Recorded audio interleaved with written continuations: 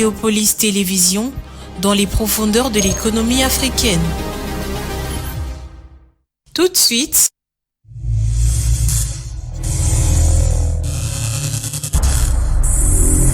le journal.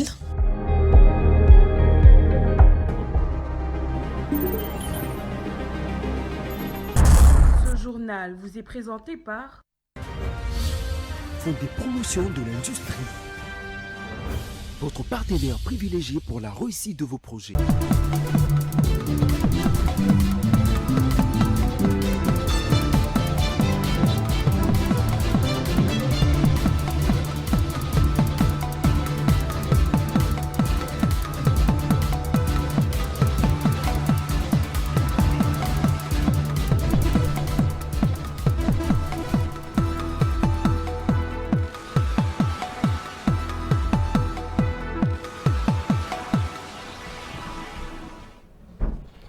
Mesdames, Messieurs, bonsoir et bienvenue à cette grande édition du journal sur Géopolis Télévision. Sans plus tarder, voici le titre de l'actualité de ce vendredi.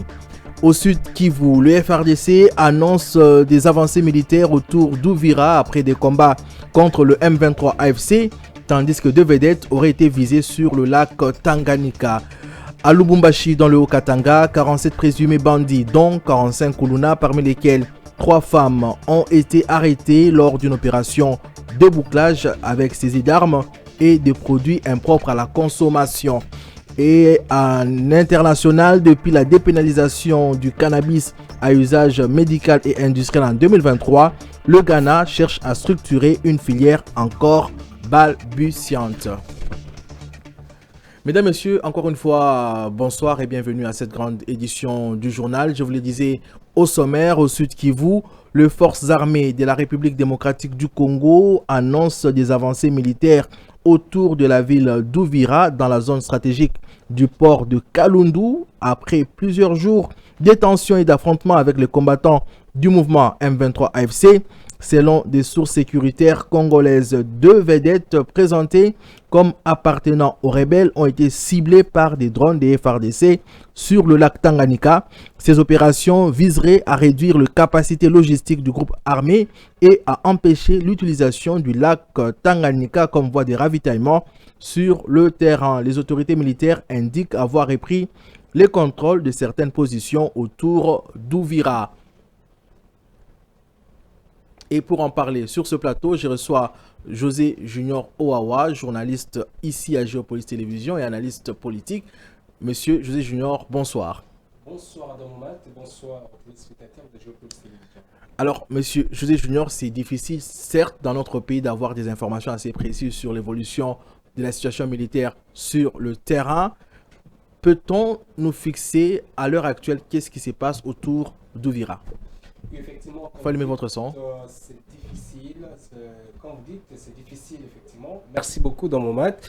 C'est comme vous dites, c'est très difficile au stade actuel de pouvoir déterminer avec précision ce qui se passe réellement dans la ville, dans la zone d'Uvira, parce qu'on ne parle pas vraiment de la ville comme telle. On parle d'Uvira comme territoire. Comme territoire, et puis toute cette zone qui est sécurisée. Pourquoi? La première difficulté, c'est que nous avons une situation, une certaine accalmie qui avait été observée depuis un certain temps, mais la situation a évolué ces 24 dernières heures parce que on parle aujourd'hui d'une reprise vraiment prononcée de combats autour de la ville et dans certaines zones qui ont été occupées par moment par la rébellion. Aujourd'hui, les FARDC, les sources militaires, les sources sécuritaires parlent effectivement d'une offensive menée par les FARDC et qui a permis de déloger les rebelles de certaines positions et jusqu'à ce qu'il y ait eu effectivement le ciblage de deux vedettes appartenant à l'armée rwandaise, semble-t-il, sur le lac Tanganyika, qui a permis effectivement aux forces loyalistes de pouvoir foncer encore davantage. En dernière nouvelle, on nous parle d'une présence de certains éléments de Wazalendo et de FARDC au sein même de la ville d'Uvira, parce que justement les rebelles se seraient retirés d'une vingtaine de kilomètres, parce que justement après avoir subi cette opération. L'énigme dans cette affaire, c'est justement parce que, même si vous avez dit tout à l'heure, il y a une certaine difficulté d'avoir accès à des sources plus fiables, des sources indépendantes, pas fiables, mais des sources indépendantes qui pourront donner, en tant que journaliste, des éléments d'appréciation sur ce qui se passe, et qu'il y a quand même certains éléments, certaines attitudes qui pourront tenter de faire croire justement à cette hypothèse, parce que depuis l'annonce, c'était aux premières heures de la matinée, qui est l'annonce de tard la nuit d'ailleurs, que cette annonce a été faite, de la reprise de certaines villes par les FARDC. Oui, de certaines positions. Certaines positions, disons comme ça, oui. Oui. Alors, ça fait que jusqu'au moment où nous intervenons ici, le M23 n'a pas démenti cette information. N'a pas démenti, effectivement, ce qui fait que, contrairement à ses habitudes, la rébellion communique suffisamment, et la rébellion mène pas seulement une guerre frontale sur terrain, mais c'est une guerre communicationnelle. Il y a beaucoup de manipulations autour de ça. Et quand on voit effectivement la rébellion n'a pas communiqué, c'est-à-dire qu'on dit souvent de langage courant qui dit mot consent. Donc, c'est-à-dire que les éléments qui ont été fournis, certainement, pourront porter à qu'il y ait une certaine vérité dans ce qui a été communiqué. Alors, ce qui rend encore difficile la situation aujourd'hui, parce qu'il y a l'absence aussi d'une communication officielle de la part du gouvernement et ni de l'armée congolaise, qui n'ont pas encore communiqué sur l'évolution de la situation, mais au moins la situation sur le terrain, certains témoins, certaines sources médiatiques parlent effectivement d'une certaine situation qui semble être évolutive au niveau d'Ouvira et de ses environs. Dans le cas où, disons-le, le vent tournerait en faveur des FARDC avec la reprise de certaines positions, les FARDC peuvent se frotter le main pour dire, voilà, est-ce que cela peut, disons-le comme ça, cela peut redonner un peu de morale aux troupes congolaises, d'autant plus que l'année avait mal débuté avec, malgré une forte résistance, avec la perte de Goma et de Bukavu et aussi très récemment de la ville de Vira.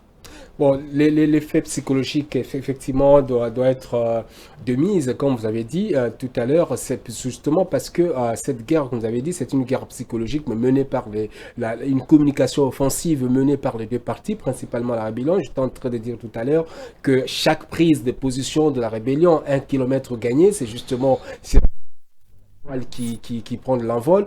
Aujourd'hui, qu'il y ait cette information qui est une bonne nouvelle pour les pays, une bonne nouvelle aussi pour les forces armées de la RDC, ça peut remonter un certain niveau de morale. Le moral peut être remonté justement parce que on aura compris effectivement que avec un changement, une certaine stratégie, un changement de stratégie, changement sur la logistique opérationnelle sur terrain, ça peut apporter effectivement une solution.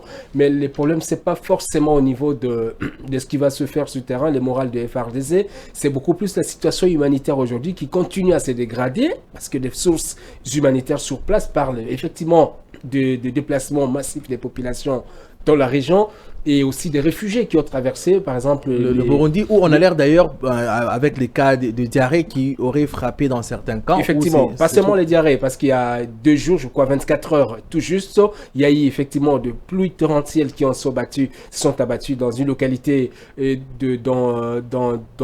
environnante de la RDC, dans la localité frontalière du côté burundais, effectivement, qui a dévasté tout un camp de réfugiés. On parle de beaucoup plus de dégâts matériels sur place, les enfants qui sont enterrés comme ça, à même les sols, parce qu'ils ne savent pas comment s'abriter. Il y a le premier soutien du gouvernement est arrivé avec la fondation Denis Nyakiro, la fondation Lona de la première dame Denise Tshisekedi, et soutenu par le gouverneur du Sud Kivu, pour aussi qui était sur place justement au Burundi pour apporter du soutien. Mais il semble-t-il que la situation n'est pas encore totalement sous contrôle, d'autant plus qu'il y a toujours l'évolution sécuritaire sur le terrain, fait que malheureusement ça augmente effectivement la vulnérabilité des populations civiles qui sont aujourd'hui, qui est aujourd'hui obligées de pouvoir quitter la barque pour aller trouver refuge quelque part. Donc en clair, c'est une situation évolutive qu'il va falloir effectivement creuser. C'est l'occasion aussi de faire attention, mettre en garde ceux qui suivent effectivement les réseaux sociaux, les autres médias interposés, qu'il n'est pas tombé dans la manipulation. La situation, c'est très difficile de communiquer jusque-là. Il faut attendre plutôt la réaction des autorités pour connaître effectivement ce qui se passe sur le terrain. Mais les bribes d'informations que nous avons données, ce sont les sources de la société civile, les sources médiatiques qui ne permettent pas effectivement de clarifier parce que l'accès est très difficile aujourd'hui pour avoir des informations indépendantes sur la situation. Merci, monsieur José Junior, pour votre courte mais brillante intervention. On va passer pas à autre chose puisque nous allons rester dans le domaine de la guerre Mais pour parler cette fois-ci de la paix, la conférence épiscopale nationale du Congo, CENCO, a exprimé son optimisme quant au retour de la paix et de la stabilité dans l'Est de la République démocratique du Congo lors de son message de Noël, prononcé le jeudi 25 décembre par son secrétaire général, Donatien Cholet. Je vous laisse suivre de plus amples détails avec Didier Ilunga.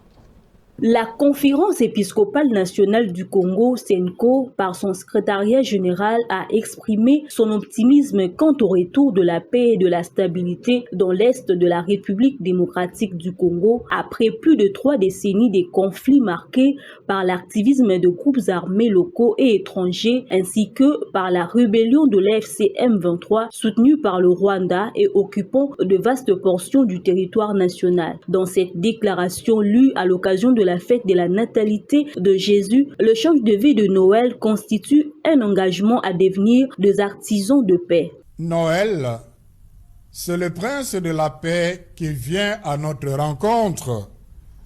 Échanger le vœu de Noël nous engage aussi à être des artisans de paix. Cette paix est tant recherchée, particulièrement dans l'Est de notre pays. Noël interpelle singulièrement tous ceux qui ont fait les joies. Noël interpelle singulièrement tous ceux qui ont fait le choix de la confrontation armée à renoncer à ce chemin pour embrasser celui de la paix et du bien vivre ensemble. La CENCO a toutefois déploré que cette célébration intervienne dans un contexte de souffrance et de grande précarité pour la population congolaise. Mais il nous trouve en RDC dans une situation de précarité et de grande souffrance. Des conflits armés ayant entraîné des milliers de morts, une multitude de déplacés internes et de réfugiés qui sont sommés à vivre dans des conditions dégradantes. La CENCO rappelle cependant que la naissance du Christ est la preuve que Dieu n'abandonne jamais son peuple, estimant que la fête de Noël ne peut être véritablement joyeuse que si elle conduit à l'accueil du message de paix et de solidarité porté par Jésus-Christ.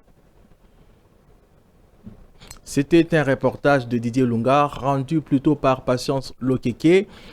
Tout à l'heure, vous l'aviez suivi. La CENCO affirme qu'il est possible d'avoir la paix et la stabilité dans l'Est du pays. C'est un credo qui est également partagé par la police dans le Haut-Katanga. 47 présumés bandits, dont 45 Kuluna, parmi lesquels 3 femmes, ont été interpellées lors d'une vaste opération déboucage menée à la veille des festivités de fin d'année. Dans la ville de Lubumbashi, je le disais tantôt, chef-lieu de la province du Haut-Katanga, des armes et des produits impropres à la consommation ont également été saisis. Suivez.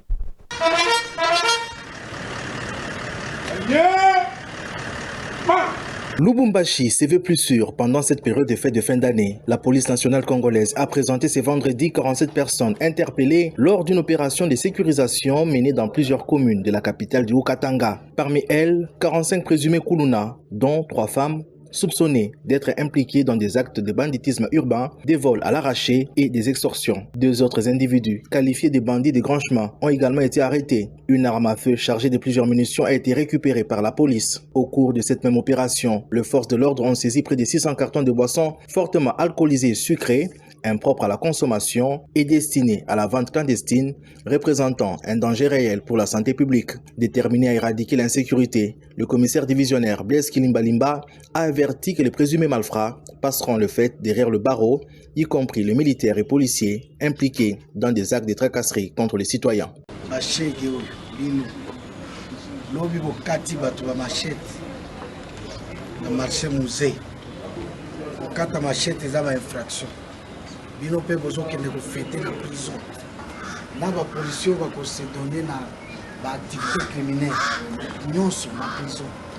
Les suspects ont été mis à la disposition de la justice. Dans la population, cette action est largement saluée, même si les habitants appellent à la poursuite des patrouilles et à une vigilance accrue. Les autorités, de leur côté, encouragent la collaboration citoyenne et invitent la population à signaler tout mouvement suspect via le numéro vert de la police. Si la police dans le Haut-Katanga a permis aux Louchois de passer une bonne fête de Noël, ça a aussi été le cas ici à Kinshasa. La preuve, entre autres, c'est cette ambiance festive qui a régné sur la place Gare Centrale. De nombreuses familles se sont rassemblées pour passer une journée agréable avec leurs enfants. L'atmosphère était joyeuse, remplie des rires et des musiques. Les enfants ont eu l'occasion de profiter de jeux et de kermesse. Je vous laisse suivre les détails avec Giscard Tamba et Gigi Nende.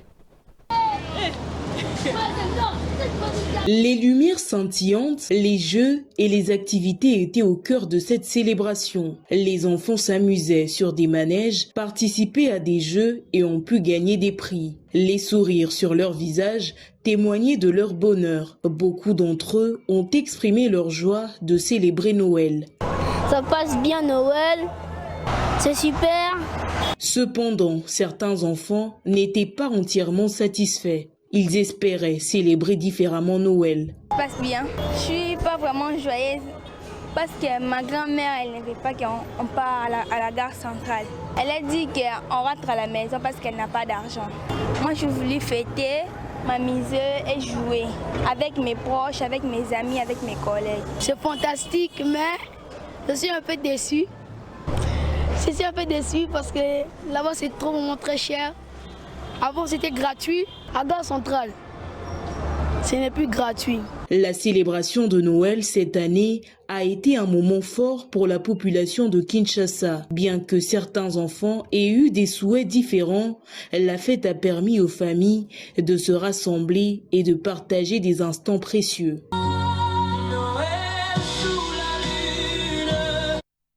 De la fête de Noël à une autre fête, celle du roi sport, le léopard de la République démocratique du Congo retrouve les lions de la Teranga du Sénégal lors de la deuxième journée de la CAN ce samedi 27 décembre 2025 dans la ville de Tanger. Une rencontre qui promet du spectacle et des rebondissements. Blest Kouzola.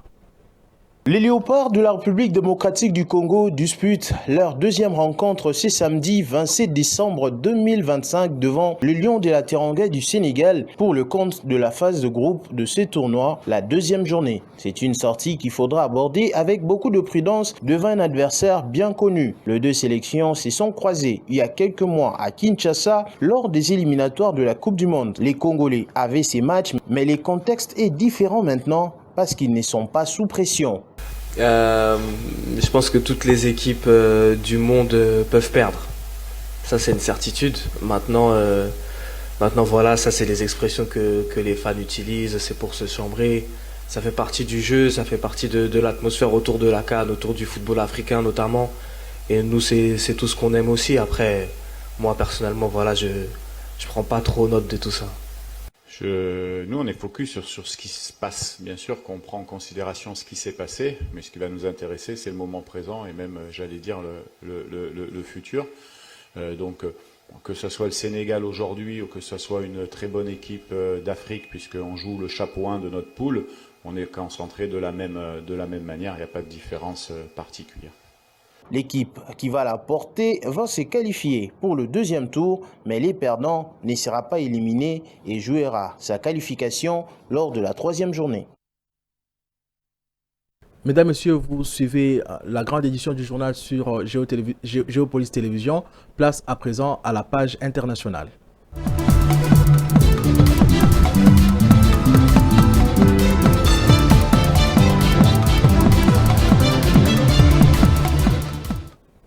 Le Zimbabwe franchit une étape clé vers l'exploitation de ses ressources gazières. Invictus Energy a reçu l'approbation du PPCA et l'aval environnemental pour son projet Kabora Bassa, ouvrant la voie à une production pilote et à de nouveaux forages, une avancée stratégique pour le secteur énergétique national. Myriam Likio nous en dit plus. Ce lundi 22 décembre, Invictus Energy a annoncé l'accélération de développement du projet Kabura Bassa dans le nord du Zimbabwe à la suite de l'approbation par les autorités d'un accord de partage de production. Avec 80% d'intérêt sur le projet, cette décision permet à la compagnie de disposer d'un cadre légal et fiscal stabilisé pour planifier les investissements, les travaux d'évaluation et les activités d'exploration sur le bassin. Les programmes de travail annoncés prévoient des évaluations approfondies sur un son gazier Mukuyu ainsi que le forage du puits de Musuma 1, première cible d'exploration hors de la zone de découverte initiale. Mukuyu demeure l'actif central du projet. Les estimations actuelles font un état d'un potentiel conventionnel brut en moins non risqué de 30 trillions de pieds cubes de gaz et de 845 millions de barils de condensat. À la suite de forages Mukuyu 1 et Mukuyu 2, Wood Mackenzie a d'ailleurs classé cette découverte comme la deuxième plus importante d'Afrique subsaharienne en 2023.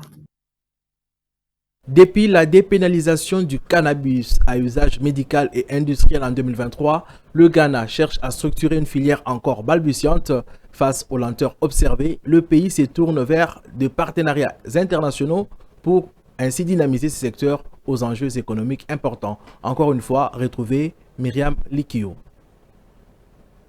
La Chambre de l'industrie du cannabis du Ghana prévoit de conduire une émission commerciale de la République tchèque en avril 2026 pour établir les contacts directs avec l'industriel, les régulateurs et les fournisseurs technologiques tchèques. Ce qui ressort d'une récente rencontre tenue des Kanakam et le département du commerce de l'ambassade de la République tchèque à Ankara. Cette initiative s'inscrit dans le cadre d'une stratégie de coopération visant à soutenir le développement de l'industrie ghanéenne du cannabis légal. Dans un communiqué publié sur son site le mardi 23 décembre 2025, les Kanakam indiquent que les axes de coopération évoqués avec la patrie tchèque portent sur tous les maillons de la chaîne de valeur du cannabis. Cannabis médical, chambre industrielle, recherche, transfert technologique, renforcement des capacités et investissement. La République tchèque est l'un des marchés européens leaders dans les domaines du cannabis médical avec les solides capacités de recherche et de transformation.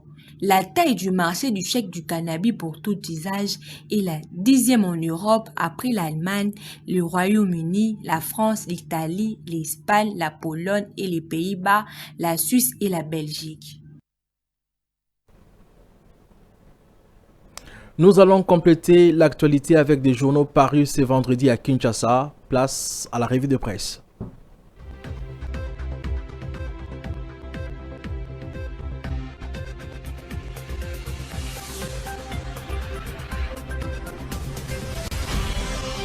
Mesdames, Messieurs, bonsoir. Bienvenue à cette revue de presse, laquelle intervient au lendemain de Noël, une fête traditionnellement consacrée à la célébration, mais que l'actualité nationale a replacée sous le signe de la gravité et de la solidarité. Info 27 revient sur le message de Noël du couple présidentiel prononcé dans la nuit de Noël. Le tabloïd souligne que le président Félix Tshisekedi et la première dame ont choisi la gravité plutôt que la célébration, l'unité plutôt que l'oubli. Le vœu ont placé les populations de l'Est, les déplacés, les familles éprouvés et les soldats tombés au centre de l'allocution. Info 27 insiste sur un discours qui assume le contexte d'occupation, peur, incertitude, deuil et affirme qu'aucune souffrance n'est périphérique, aucun territoire ne saurait être abandonné hors du récit national. En évoquant l'image des enfants comme symbole de 26 provinces, le journal retient l'idée d'une république conçue comme un engagement collectif. Dans le même esprit des rassemblements, vraie thématique, met en avant l'appel de la Conférence épiscopale nationale du Congo, SENCO, lancé à l'occasion de Noël. Le journal parle d'un vibrant appel à la paix dans l'est de la RDC en proie aux conflits armés depuis plus de 30 ans. Citant Monseigneur Donatien Cholet, secrétaire général de la SENCO, vraie thématique rapporte l'invitation adressée aux groupes armés et à la rébellion de l'FCM 23 à abandonner la voie de la confrontation pour embrasser celle du vivre ensemble. Personne n'est exclu de sa tendresse ni de son pardon, a-t-il déclaré, rappelant que le Christ, prince de la paix, vient à notre rencontre. Sur le plan diplomatique, le potentiel s'intéresse au débat suscité par la résolution 2808 du Conseil de sécurité des Nations Unies. Le quotidien évoque une rumeur persistante selon laquelle la RDC aurait décidé de mettre fin au processus de Doha jugé par certains caduc ou dangereux pour la souveraineté nationale. Le potentiel appelle à la prudence et s'interroge: que dit réellement la résolution 2808? Kinshasa a-t-elle effectivement acté une rupture pour ses quotidiens? La controverse révèle une question centrale sur la redéfinition du lien entre diplomatie internationale, souveraineté nationale et gestion de la guerre dans l'Est. Enfin, le Fax aborde l'actualité économique avec la progression fulgurante des recettes fiscales pétrolières, passées de 4 à 70 milliards de francs congolais par mois. Le confrère y voit bien plus qu'une performance comptable, mais un tournant politique et économique majeur. En suspendant les exonérations fiscales liées à l'importation de produits pétroliers, le gouvernement a, selon ses journaux, mis fin à un gouffre silencieux pour les trésors publics, démontrant que la réforme et la bonne gouvernance peuvent produire des résultats rapides et tangibles. Fin de cette revue de presse. Au revoir. Fin de cette revue de presse. Au revoir. Mesdames et messieurs, nous sommes arrivés à la fin de cette grande édition du journal sur Géopolis Télévision. Mais avant de nous séparer, place au rappel de titres. Au Sud Kivu, les FARDC annoncent des avancées militaires autour d'Ouvira après des combats contre le M23 AFC, tandis que 2 vedettes auraient été visées sur le lac Tanganyika. En même temps, les FARDC dément l'information selon laquelle un avion Sukhoi aurait été abattu ce vendredi. À Lubumbashi, 47 présumés bandits, dont 45 Kuluna, parmi lesquels 3 femmes, ont été arrêtés lors d'une opération de bouclage avec saisie d'armes et des produits impropres à la consommation. En international, depuis la dépénalisation du cannabis à usage médical et industriel en 2023, le Ghana cherche à structurer plutôt une filière encore balbutiante. Mesdames, Messieurs, c'est la fin complète de cette édition du journal. Au revoir et merci de rester branchés sur le programme des Géopolis Télévision. Ce journal vous a été présenté par Fonds des promotions de l'industrie. Votre partenaire privilégié pour la réussite de vos projets.